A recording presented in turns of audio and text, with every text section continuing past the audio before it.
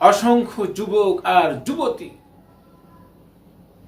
অসংখ্য যুবক যুবতীর সাথে কিছুদিনের সম্পর্ক করে চলাফেরা, কথাবার্তা, প্রেম নামের এক সম্পর্ক গড়ে ওই পরিবারে তার ওই যুবকের পিতামাতা হয়তো 40 থেকে 45 বছর পর্যন্ত সুন্দরভাবে পরিবারটাকে পরিচালনা করছে।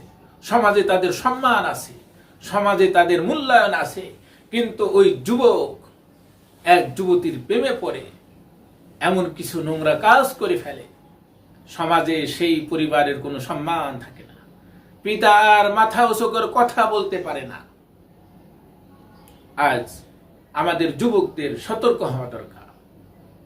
এই জাতীয় অন্যায় কাজ করে যেন নিজে পরকালের জাহান্নামের শাস্তির উপযুক্ত না হয়, আর পিতা মাতাকেও তাদের সম্মান থেকে তাদেরকে বঞ্চিত না করে, তাদেরকে অপমানিত করার মতো দুঃসাহস না করে। বিশ্বনবী মুহাম্মদ সাল্লাল্লাহু আলাইহি ওয়াসাল্লামের একটি হাদিস, বুখারী শরীফের 6043 নম্বর হাদিস, হযরতে আবু হুরায়রা রাদিয়াল্লাহু আনহু থেকে বর্ণিত।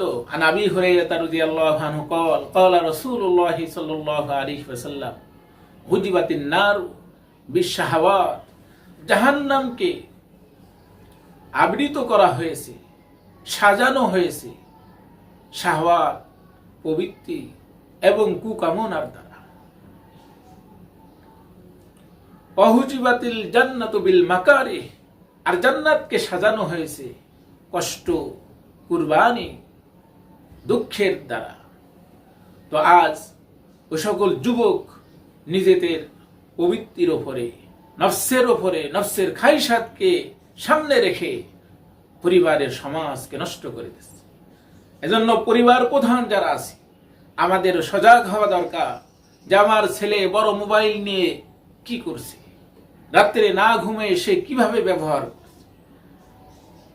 যেই বাবা এক যুবতী মেয়ের বাবা হয়েছে, তার খোঁজ রাখা দরকার যে আমার মেয়ে বিকেলে সে যে কোথায় যায়, কার সাথে সময় কাটায়, কোথায় সময় ব্যয় করে। এগুলো যদি আমরা ঠিক না করতে পারি, আমাদের পরিবারের মান সম্মান নষ্ট হবে।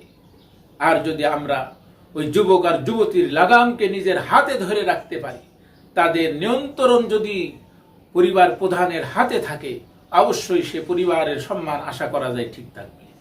আর বর্তমান সময়ে তো শুধু যুবক আর যুবতী কেন, এই মোবাইল দেখে 80 বছরের বুড়া, তাদের ভিতর কুকর্মের আগ্রহ সৃষ্টি হয়।